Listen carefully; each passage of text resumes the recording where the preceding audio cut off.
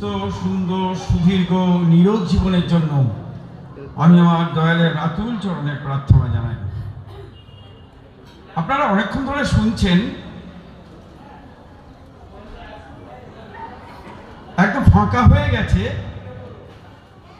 এখানে যদি কোনো গান বা কোনো সিনেমা আর্টিস্ট আসতেন তাহলে দেখতেন রাত ভোর এখানে ভিড়ে ঠাসা থাকত।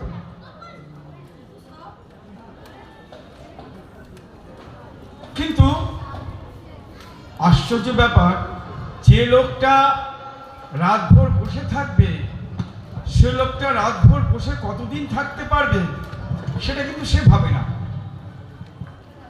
যাই হোক, অনেক কিছু শুনেছেন, এত কিছু শুনলে বদহজম হয়ে যাবে। আমি জাস্ট একটু আপনাদের চাটনি দিই, আপনারা হজম করে যান সেটাকে। একটা কথাই হলো কি, লিভ অ্যান্ড লেট লিভ, বাঁচো বাঁচতে দাও।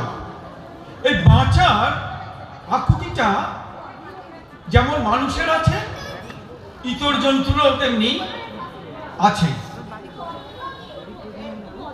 কিন্তু এই বাঁচবো, যে আমি কিভাবে বাঁচবো, কিভাবে সুস্থ শরীরে থাকবো, এটা কিন্তু আমি কিছুতেই জানতে চাই না। মজার ব্যাপারটা হলো কি জানেন তো, আমরা মানুষ নিজেকে খুব বেশি বুদ্ধিমান মনে করি। এই মানুষটা যখন এক খণ্ড জমি কেনে, সেই জমির উপরে যখন সে বাড়ি তুলতে যায়, সে কিন্তু নিজের বুদ্ধি খাটিয়ে বাড়ি তোলে না। বাড়ি তোলার জন্য একজন ইঞ্জিনিয়ারের কাছে যায়, তার একটা প্ল্যান তৈরি করে। একটি কৃষক সে যখন চাষ করে জমিতে, তার আগে কিভাবে ফসল ভালো হবে সেজন্য কিন্তু সে কি কি সার লাগাতে হবে সেটা জানতে চায়। একজনের যদি পুকুর থাকে, সে যদি সেখানে মাছ চাষ করে, কিভাবে মাছের উৎপাদন বাড়বে তার জন্যও সে কিন্তু জানার চেষ্টা করে। কিন্তু যে মানুষটা এই সমস্ত করবে, সে কিভাবে সুস্থ থাকবে সেটা সে নিয়ে ভাবে না একদম। কারণ মজার ব্যাপার হলো, ভাবতে গেলে তো একটু কষ্ট করতে হয়। আমার জেসাসের একটা কথা মনে পড়ে। জেসাস বলেছেন, I am a tree, you are all my branches, you will live till attached with me, when detached from me you will die and dry. আজকে যাকে নিয়ে আমরা এই দুদিন ধরে মাতোয়ারা হয়েছি, তিনি কি বললেন? সদ্গুরু শরণাপন্ন হও, সৎনাম মনন করো, আর সৎসঙ্গে আশ্রয় নিয়ে তেমনি করেই চলতে থাকো। আমি নিশ্চয়ই বলছি, তোমাকে তোমার উন্নয়নের জন্য ভাবতে হবে না। জেসাস যেমন বললেন, আমি গাছ, তোমরা প্রত্যেকেই আমার শাখা পোশাখা। তোমরা ততক্ষণ জীবিত থাকবে যতক্ষণ আমার সঙ্গে যুক্ত থাকবে। যে মুহূর্তে আমার থেকে বিচ্যুত হয়ে যাবে, সেই মুহূর্তে তোমরা মারা যাবে, শুকিয়ে যাবে এবং মারাও যাবে। তাহলে একটা জিনিস, এই ধর্ম ধর্ম ধর্ম জানেন তো, শুনলেই লোকে ভাবে ও সমস্ত আবার কি বুঝলো কি ব্যাপার। আমরা যাকে নিয়ে মাতোয়ারা হয়েছি, তিনি খুব সরল ভাবে বললেন, বাঁচতে নরের যা যা লাগে তাই নিয়েই তো ধর্ম জাগে। ধর্মের সবাই বাঁচে বাড়ে, সম্প্রদায়টা ধর্ম নাড়ে। একটা মানুষের জীবনে বাঁচতে যা যা লাগে সেটাই ধর্ম। আমরা যারা তাকে গ্রহণ করেছি, আমরা কিন্তু ধর্মটাকে এইভাবে নিয়ে চলি। আমরা নিজেরা যতক্ষণ না প্রকাশ করি ততক্ষণ কারো বোঝার ক্ষমতা নেই। তার কারণ আমরা গেরুয়া বসানো করি না, গলায় মালাও দিই না, তিলকও কাটি না। আমাদের ধর্ম হলো কিভাবে বাঁচবো, কিভাবে বাড়বো, কিভাবে অন্যকে বাঁচাবো। এই সমাজে আপনারা হয়তো বলতে পারেন, তাহলে আপনারা কেন এত চিৎকার করছেন? হ্যাঁ, চিৎকার করছি একটাই কারণে। তার কারণ হলো আমরা তো সমাজবদ্ধ জীব। আমি তো একা তো ঘরের মধ্যে বসে বাঁচতে পারি না, আমাকে বাইরে বেরোতে হবেই। তো যদি সমাজটা যদি সুস্থ না হয়, সমাজটা যদি ঠিকভাবে না চলে, তাহলে আমি কিভাবে সুস্থ থাকবো? শুধু এই একটি তাগিদেই আমরা শুধু এত চিৎকার করি, যাতে সমাজের প্রত্যেকটা মানুষ সুস্থ সুন্দরভাবে বাঁচতে পারে। সেই জন্য আমি একটাই কথা বলবো, যদি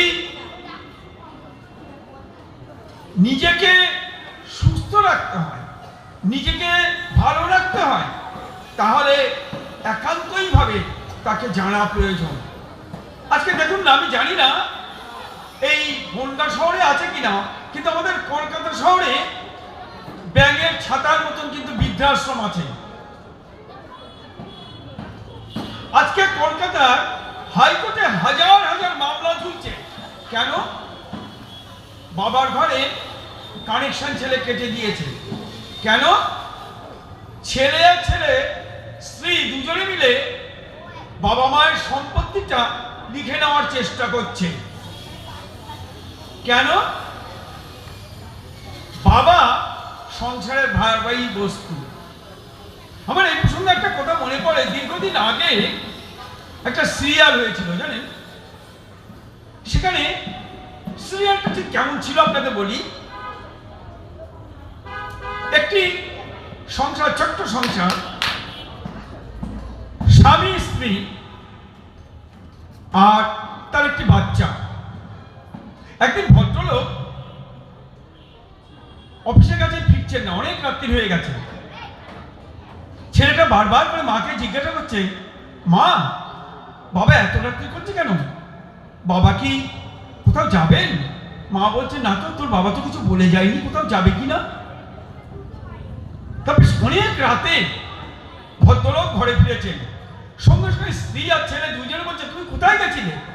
সঙ্গে সঙ্গে ভদ্রলোক বলছেন, আরে দাঁড়াও দাঁড়াও, আজকে একটা ভীষণ ভালো কাজ করে এসেছি। বলে, কি ভালো কাজ করে এসেছো? শোনো, ওই যে বৃন্দাবন বৃদ্ধাশ্রম আছে না, ওইটাকে ঠিক করে এসেছি। কালকে না বাবাকে না ওইখানে রেখে আসবো। ওই ছোট্ট ছেলেটি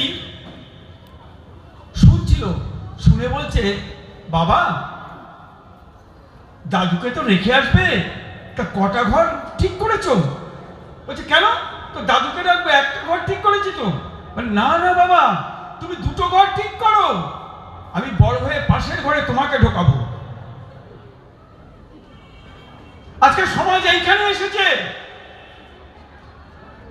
সেখানে আমরা যারা তাকে গ্রহণ করেছি, তিনি কি বললেন? পিতার শ্রদ্ধা মায়ের টান, সেই ছেলে হয় সাম্য প্রাণ। মাতৃভক্তি অটুট যত, সেই ছেলে হয় কৃতি তত। তাকে গ্রহণ করে জীবনে কি হয়েছে না হয়েছে জানি না, ভলপ করে বলতে পারি আপনাদের সমাজকে, যে আমাদের বাড়ির বাবা এবং মা এত শিখিও যে তাকে বৃদ্ধাশ্রমে যেতে হয় না। তাকে গ্রহণ করে অন্তত এটা পেয়েছি যে বাবা এবং মাকে, যাদের পরম আশীর্বাদে এই পৃথিবীর আলো আমরা ভোগ করছি, পৃথিবীর সব কিছু ভোগ করছি, তাকে ভালোবাসতে ভুলিনি, তাকে শ্রদ্ধা জানাতে ভুলিনি। অন্তত তাকে গ্রহণ করে জীবনে এইটা আমাদের জীবনে হয়েছে। আশা করি আপনারাও গ্রহণ করে জীবনে অন্তত বাবা বা